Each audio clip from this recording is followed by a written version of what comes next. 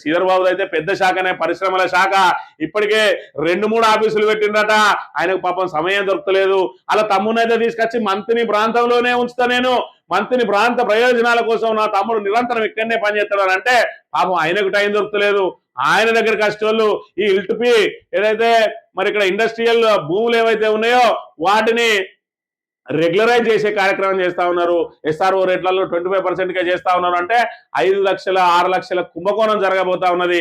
1,00,000 కోట్ల రూపాయలను సమీకరించే ప్రయత్నం చేస్తా ఉన్నారు. నిన్నటి రోజున మరి ఇక్కడ సభలోనే హెచ్చరించిండు మన శ్రీధర్ బాబును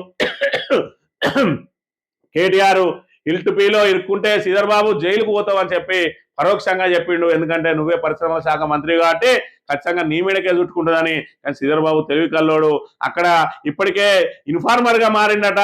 మరి నన్ను అయితే రేపు గవర్నమెంట్ వచ్చిన తర్వాత మాత్రం నేను మళ్ళీ మీతో సఖ్యతనే ఉంటా, మరి నన్ను మాత్రం విసుండదాన్ని ఇరికియకురి అని చెప్పి అసలు జీవో కాపీని బయట పెట్టింది శ్రీధర్ బాబు అని చెప్పి కూడా ఇవాళ కాంగ్రెస్ ముఖ్యమంత్రి రేవంత్ రెడ్డి మరి ఇక్కడ రుసరుసలాడుతా ఉన్నాడట. ఎవరికి తెలుస్తుంది ఇది ఒక పరిశ్రమల శాఖకు తప్ప. మరి ఇక్కడ ఇది జీవో ఏదైతే బయటికి రాకముందే మరి ఎందుకు కేటీఆర్ చేతులకు పోయింది అని అంటే శ్రీధర్ బాబు కేటీఆర్ కు ఇన్ఫార్మర్ అని చెప్పి మరి ఇప్పటికే మరి ఇక్కడ రేవంత్ రెడ్డి నమ్ముతా ఉన్నాడు.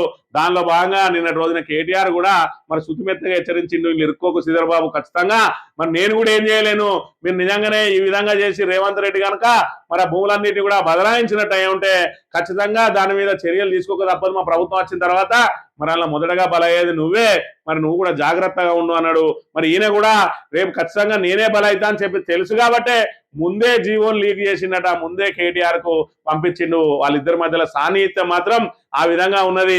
శ్రీధర్ బాబు నిన్న రోజున సభలో ఎంత మరి ఇక్కడ మాట్లాడినా కూడా వెనక నుంచి మాత్రం దోస్తానా మాత్రం యథావిధిగా సాగుతా ఉన్నది.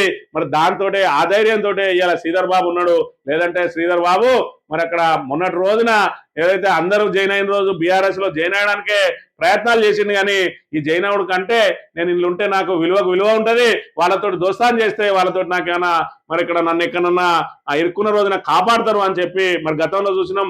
ఒక ఎస్సీ సిఐని మరి దూషిస్తే ఎస్సీ ఎస్టీ కేసు నమోదయ్యే సమయంలో కేటీఆర్ తోటి ఫోన్ చేయించుకున్నాడు.